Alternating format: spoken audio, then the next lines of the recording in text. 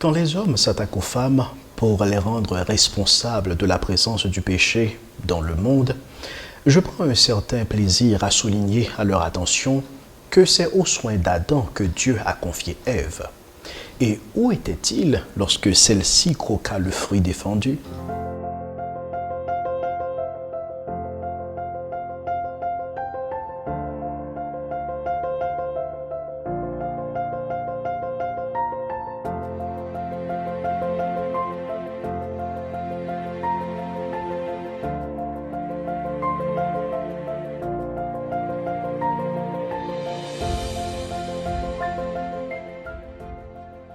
Je suis Jean-Carrie Auguste et vous suivez Parlons en famille.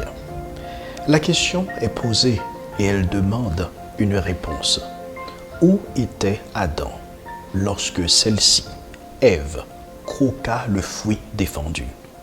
On n'a pas besoin de fouiller dans son imagination pour trouver une réponse. Le texte nous le dit et il nous le dit clairement. En Genèse 3, verset 6, la femme vit que l'arbre était bon à manger et agréable à la vue et était précieux pour ouvrir l'intelligence.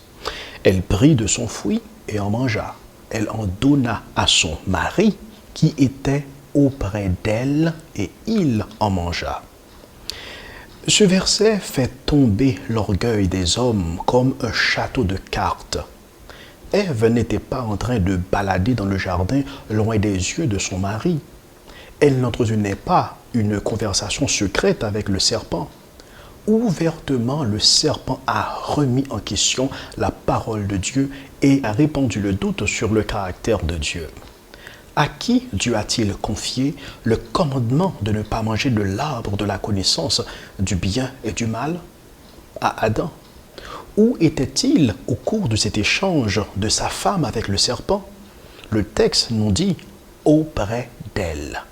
Dans une autre version, nous lisons « avec elle ».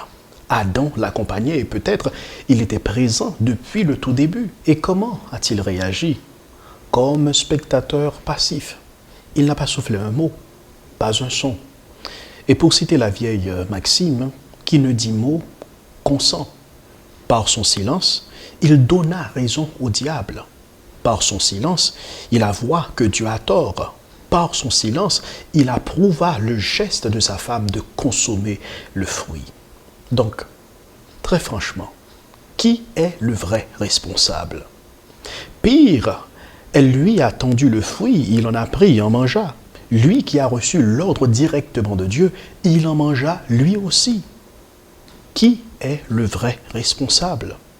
Sans innocenter Ève, Adam est celui qui a failli à sa mission, qui va ensuite causer la chute et le malheur du reste des hommes. En Romains chapitre 5, verset 12, nous lisons « C'est pourquoi, comme par un seul homme, le péché est entré dans le monde, et par le péché, la mort, et qu'ainsi la mort s'est étendue sur tous les hommes. » Pas par une seule femme, mais par un seul homme, le péché et la mort sont entrés dans le monde.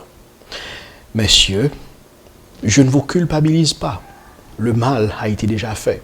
Mais il fallait faire justice aux femmes qui ont souvent entendu ce reproche. N'était-ce à cause de vous, femmes, nous ne serions dans cette galère? Et oui, les vrais coupables, c'est nous. Mais tout espoir n'est pas perdu. Nous avons raté Éden, mais nous pouvons réussir le mandat que Dieu nous confie aujourd'hui. Malgré notre échec en Adam, Dieu nous accorde une seconde chance en faisant de nous des responsables de famille, avec une femme à aimer et à protéger, puis des enfants à élever et à guider. C'est une tâche que Dieu nous invite à accomplir en suivant le modèle, non celui d'Adam, mais en marchant sur l'exemple de Jésus, l'époux parfait. Le même vieux serpent est toujours présent, mais cette fois, puisons dans les ressources de Dieu pour accomplir avec bienveillance le mandat qu'il nous confie. Prêtre, époux et père. Merci d'avoir suivi cette capsule. Je vous donne rendez-vous à la 8e pour de nouvelles vidéos. Je suis Jean-Carrie Auguste pour En Famille.